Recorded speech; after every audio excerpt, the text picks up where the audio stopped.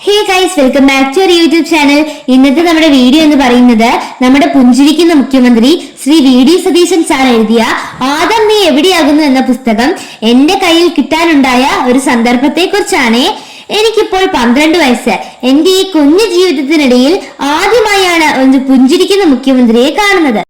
Last Sunday holy മാസിനിടയിൽ ഞങ്ങളുടെ വികാരി father Kiran നമ്മുടെ ഇപ്പോഴത്തെ മുഖ്യമന്ത്രിയെ കുറിച്ചും അക്രൈസ്തവനായ അദ്ദേഹത്തിന്റെ ദൈവവിശ്വാസത്തെക്കുറിച്ചും എല്ലാ ദിവസവും വിശുദ്ധ ഗ്രന്ഥം വായിക്കുന്ന മുഖ്യമന്ത്രിയുടെ നല്ല ശീലത്തെക്കുറിച്ചും ഞങ്ങൾക്ക് പറഞ്ഞു തരികയുണ്ടായി.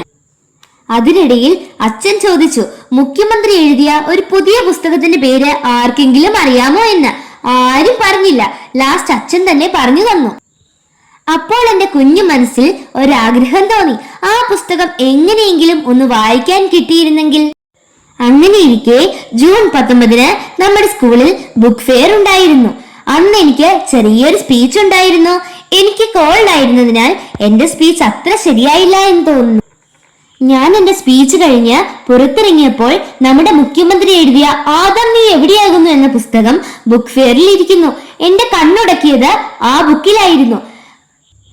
ഞാൻ ഉടനെ ക്ലാസ് റൂമിൽ പോയിരുന്നു. എന്നാലും എന്റെ മനസ്സ് മുഴുവൻ ആ ബുക്കിലായിരുന്നു.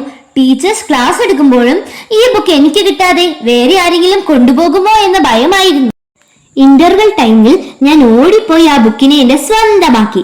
മടങ്ങി ഞാൻ ക്ലാസ് റൂമിൽ എത്തിയപ്പോൾ അതായിരിക്കുന്നു ആന്റണി സാർ. സാർ എന്നോട് പറഞ്ഞു, ആഞ്ചലീന, നീ വായിച്ചു കഴിഞ്ഞിട്ട് ഈ ബുക്ക് എനിക്ക് വായിക്കാൻ തരണമെന്ന്.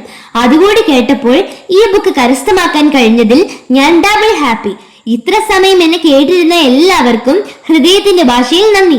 പിന്നെ എന്റെ വീഡിയോ കാണുന്നവരോട് ഒരു ചെറിയ റിക്വസ്റ്റ് ഉണ്ട്, ഒന്ന് സബ്സ്ക്രൈബ് ചെയ്ത് സപ്പോർട്ട് ചെയ്യണേ. Bye bye.